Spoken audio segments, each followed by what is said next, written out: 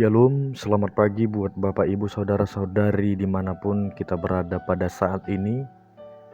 Kita tetap di dalam lindungan Tuhan dan kasih Tuhan yang selalu memberkati kehidupan kita.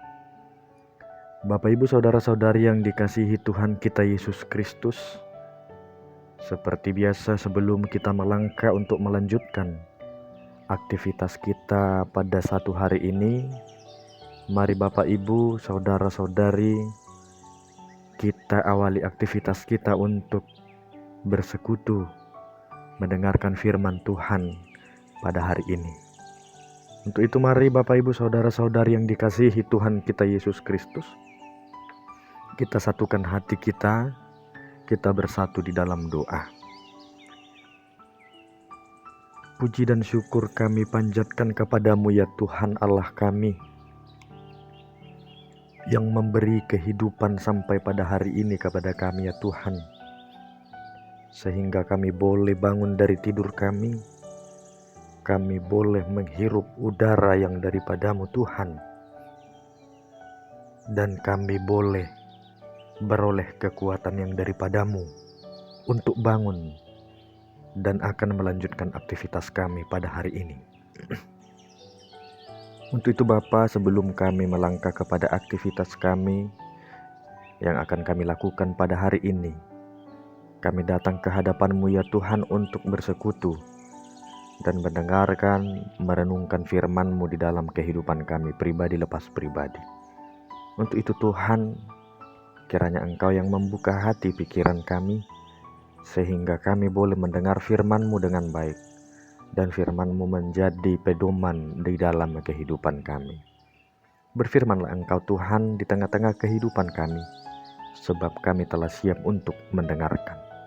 Hanya di dalam nama anak-Mu Tuhan Yesus, kami telah berdoa. Amin.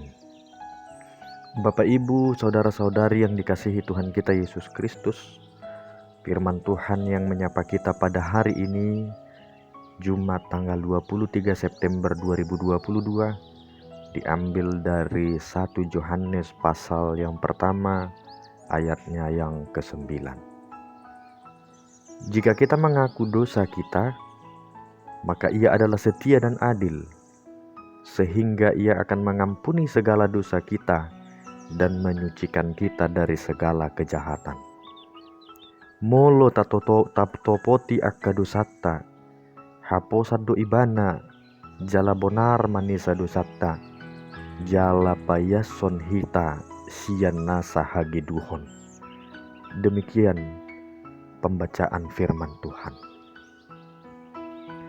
Bapak Ibu Saudara-saudari yang dikasihi Tuhan, sebentar kita telah mendengarkan firman Tuhan, yang dimana firman Tuhan mengarahkan kita untuk mengaku atas segala dosa yang mungkin kita lakukan di dalam kehidupan pribadi lepas pribadi.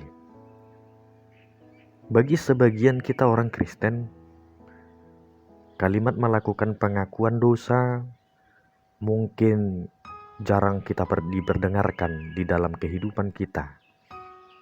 Namun di aliran-aliran Kristen tertentu, hal dalam mengaku dosa menjadi bagian daripada liturgi.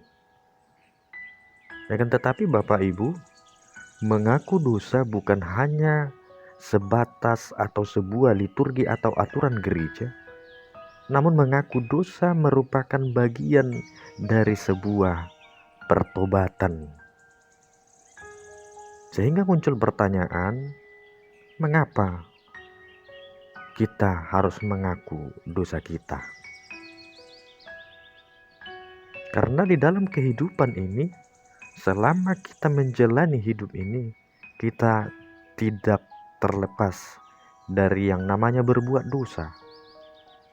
Dan jika kita berkata kalau kita adalah salah satu manusia yang tidak berdosa, maka 1 Yohanes 1 ayat 8 mengatakan bahwa kita sedang menipu diri kita sendiri. Namun Bapak Ibu Saudara-saudari yang dikasihi Tuhan, jika kita mengaku segala dosa kita Di dalam ayat ini juga dikatakan bahwa Tuhan yang senantiasa setia dan adil akan mengampuni dan menyucikan kita dari segala kejahatan kita, dari segala dosa kita. Ibu bapak saudara, mengakui hanyalah langkah awal menuju pertobatan. Melalui pengakuan, Tuhan meminta kita pribadi lepas pribadi untuk melakukan pertobatan dari segala kehidupan lama, dari segala dosa kita, yaitu berbalik dari semua aktivitas dan tindakan yang berdosa, lalu hidup di dalam kebenaran firman Tuhan. Ibu bapak saudara-saudari yang dikasihi Tuhan Yesus Kristus, dosa merupakan sebuah tindakan pemberontakan kepada Allah, bentuk ketidaktaatan dan perlawanan kepada Allah. Sedangkan dalam hal ini, pengakuan dosa merupakan bentuk penundukan diri kita kepada Tuhan. Kita boleh merendahkan hati kita dan mengakui kesalahan kita. Mengakui dosa merupakan proses untuk kita memperbaiki diri dan bertujuan bahwa kita sebagai orang percaya adalah menjadi sama seperti Kristus. Selain itu juga dengan mengaku dosa, kita dilepaskan dari tekanan rasa bersalah. Kita dilepaskan dari rasa malu dan intimidasi iblis. Sehingga pertanyaan yang kedua, kepada siapa kita harus mengakui dosa-dosa kita? Tentu ibu bapak saudara-saudari yang dikasihi Tuhan, kita tahu kita datang mengaku dosa kita hanya kepada Tuhan yang penuh kasih itu. Di dalam perjanjian baru, pengakuan dosa tidak pernah dituliskan bahwa kita harus mengaku dosa kita kepada pendeta atau harus mengaku dosa kepada para rasul pada masa itu. Walau pada perjanjian lama, umat harus datang kepada para imam untuk mempersembahkan korban penghapusan dosa.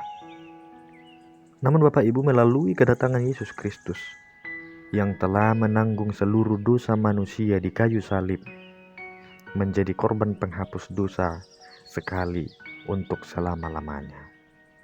Yesuslah imam besar kita yang menjadi perantara kita dengan Bapa yang di surga, sehingga kita bisa memiliki keberanian untuk mengakui dosa kita kepada Tuhan, karena Dialah yang mampu mengampuni dan menyucikan dosa kita. Demikianlah halnya dengan Tuhan kita. Setelah kita mengaku dan bertobat, Ia meminta kita mengenakan manusia baru dan hidup di dalam kebenaran. Dengan mengaku dosa, hubungan kita dengan Allah akan dipulihkan kembali. Maka ibu bapak saudara-saudari yang dikasihi Tuhan, firman Tuhan hari ini tetap mengajak kita, tetap mengingatkan kepada kita untuk tidak hidup dan berbuat dosa. Barangkali kita mungkin jatuh ke dalam dosa. Mari ibu bapak saudara, dengan sadar dan penuh kerendahan hati, kita menghadap Tuhan dengan mengakui dosa kita. Karena setiap orang yang datang mengakui dosanya kepada Allah, Ia adalah setia dan adil dan mengampuni segala dosa kita serta menyucikan kehidupan kita. Untuk itu, selamat beraktivitas, selamat menjalani kehidupan kita dengan penuh sukacita. Amin. Tuhan memberkati.